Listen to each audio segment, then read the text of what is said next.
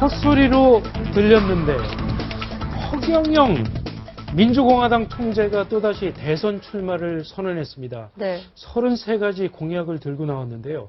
공약이 화려합니다. 네.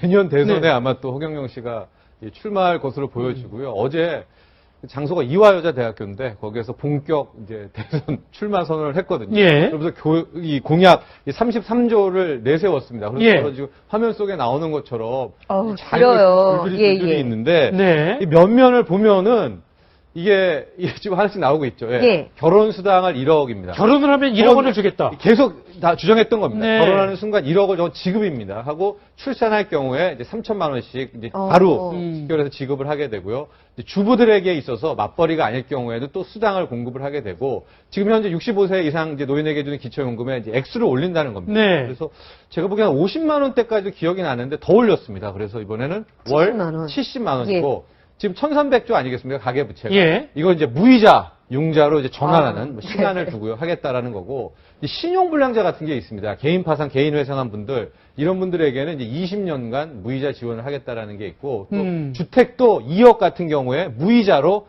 이제 준다. 그러기 때문에 그걸 가지고 신혼부부들은 주택 문제도 해결할 수 있다라는 네. 것들이 이번 33조의 알짜 내용이었었는데, 이게 내년 대선에도 또 뭐 하루하루 화두는 될 것 같습니다. 예, 일단 뭐 재원을 어떻게 조달할지는 안 알려져 있으나 그냥 공약만 봐서는 일반 시민들이 좀 이런 공약까지라는 얘기도 좀 하고 있다고 하는데 뭐 생일을 맞은 사람한테 10만 원을 가족마다 주고 뭐 장례가 있을 땐 좀 1,000만 원을 지급하고 이런 공약까지 있다고 합니다. 네. 저희가 이 허경영 씨가 15대와 17대 때 이제 대선에 출마를 했었는데 이번 2016년의 공약과 이전 공약을 한번 비교를 해봤습니다. 네. 노인 수당 같은 경우에는요, 아까 말씀드렸듯이 50만 원이었는데 50만 원에서? 70만 원을 들었고요. 네. 부부가 받을 경우에는 140만 원까지 받을 수 있다고 하고 출산 수당은 3천만 원에서 5천만 원, 네. 결혼 수당은 5천만 원에서 무려 1억 원으로 두 네. 배가 올랐습니다. 자, 쿠폰 5년간 100만 원 지급하는데 청년 수당으로 3년간 100만 원씩 지급하겠다. 네. 그러고 보면 지금 뭐 세월이 많이 흐르긴 했지만 경제가 그만큼 이렇게 뭐 물가 상승을 감안한 것인지 다 많이 올랐어요, 금액이. 네, 네. 오르긴 했고 이제 노인수당 같은 경우는 허경영 씨가 늘 자랑하는 부분이죠. 자기가 했던 것들을 어쨌든 액수는 줄었지만은 월 20만 원씩 그 어르신들한테 보고 예. 있지 않습니까? 그러니까 항상 자랑하고 있는데 그걸 이제 70만 원까지 올린다는 거고 맨 마지막에 저 바우처 지급 역시도 네. 지금 이제 청년들에게 서울시도 그렇고 성남시도 그렇고 수당 지급하지 않습니까? 하고 있죠. 그래서 이제 다 봐라. 결과적으로는 내가 다 맞고 시간이 갈수록 나의 혁명공학이 더 맞을 것이다. 강한 자신감을 피력하고 있습니다. 네. 예, 조금 다듬으면은요, 현실적으로 충분히 해낼 수 있는 그 그렇습니까? 허황된 공약은 아니고, 예. 그렇습니다. 지금 이 쿠폰 같은 경우에도요, 음. 그 전라도 목포 같은 경우에 65세 이상 노인들에게 일주일에 2번씩 3,000원짜리 그 목욕탕 쿠폰을 했거든요. 네. 그럼 일주일에 2번이면 1년으로 모으면은 꼭 100만 원, 5년간 100만 원 안 가라도 거의 비슷한 숫자가 네. 갈 수 있습니다. 근데 실질적으로 그게 해보니까 여러 가지 이제 문제점, 비판은 있었지만 실질적으로 해보니까 목욕탕 업소가 활성화되고 예. 여러 가지 지역 경제에 활성화된다는 그런 측면도 있었어요. 부작용도 있지만 물론 그렇군요. 깡에서 현금으로 써버리고 하지만 아무튼 말씀드리고 싶은 게 이런 게 하나하나 차한차에 뜯어서 정부 당국에서 실질적으로 해볼 만한 그런 공약도 있다라는 얘기죠. 네. 예. 이 지금 혁명 공약을 위해서 예산을 200조 원을 들이면 될 것 같다. 네. 사실은 뭐 우리나라 예산 한 400조 조금 넘는 돈 중에 그렇죠. 절반을 이렇게 일반 서민이나 중산층을 위해서 쓰겠다라는 건데 물론 뭐 국방비는 어떻게 하고 SOC는 어떻게 합니까? 뭐 좀 황당하게 들리긴 하지만 문제는 워낙 살기가 팍팍하다 보니까 참 이제는 좀 솔깃하게 들리기도 한다는 거죠. 아니, 저는 그래요. 누리꾼들만 하는 얘기가 아니라 네. 그럼 200조 어디서 마련할래라고 네. 했었을 때 이분이 얘기한 게 국회의원 숫자 100명 줄이겠다. 지방자치단체 하는 일 없지 않냐. 그렇죠. 그거 다 없애겠다.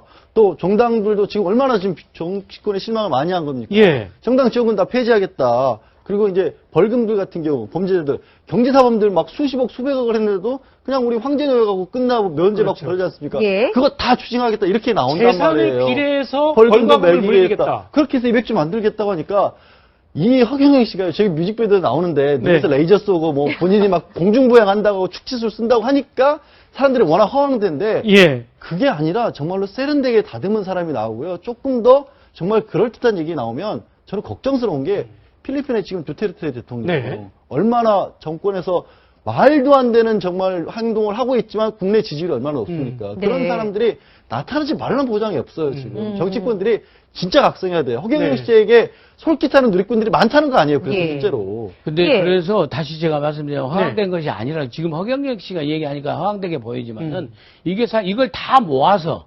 일괄적으로 지급하는 게 바로 스위스에서 국민투표까지 갔던 기본소득제라는 겁니다. 아.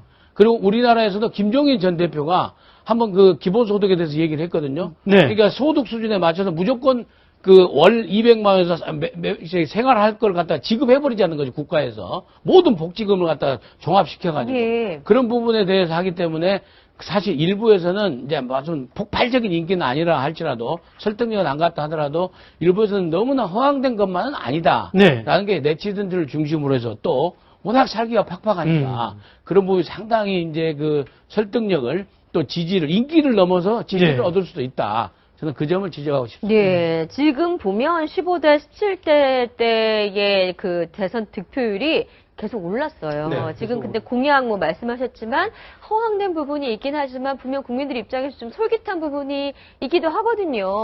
뭐 여러 가지 면에서. 예. 15대 대선에서는 득표율이 0.15%였다가 이제 17대 같은 경우에는 득표율이 무려 0.4%입니다. 많이 올랐고. 그렇고 방금 미용삼 소장도 얘기를 하셨지만은 요번 상집 3가지 공약 중에서 저는 결혼 수당 같은 것들은 네. 이번 대선은 아니더라도 다음 대선에서는 나올 수 있을 것 같습니다. 액수는 분명 1억 원은 아닐지라도 예. 결혼 수당이 아마 수천만 원 정도. 왜냐하면 지금 우리 저출산 문제가 굉장히 심각하지 않습니까? 근데 저출산의 문제를 해결하려면은 기존 부부가 애도 많이 낳아야 되겠지만은 일단 결혼을 해야 되는데 지금 혼인율이 급격하게 떨어지고 있단 말이죠. 예, 그렇기 때문에 아마 혼인수당 같은 결혼수당의 문제는 이게 한 다다음 대선 때는 분명히 저게 또 이슈화 돼서 마치 지금의 이 노인연금처럼요. 노인수당처럼 되지 않을까라고 해서 지금 액수도 좀 과다한 측면이 있지만은 몇면은 꽤 좀 앞서가는 것들이 있기는 있습니다. 그래서 아마 지난 대선에도 0.4%라는 득표율이 나오지 않았나 봅니다. 그렇습니다. 그러니까 결혼 수당, 그 다음에 출산 수당,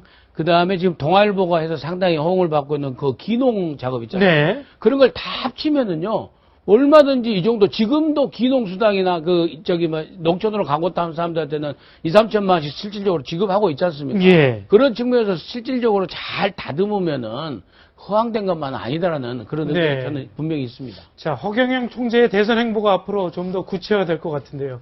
얼마나 파격적일지 궁금합니다. 과거 발언을 한번 들어보시죠.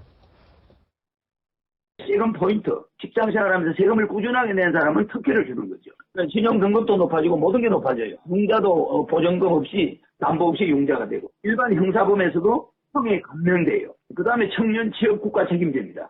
청년이 취업을 못해서 헤매고 다니는 건 이제 없어요. 책임을 지고 취업을 시켜야 돼요. 그게 가능할까요? 가능합니다. 가능합니다.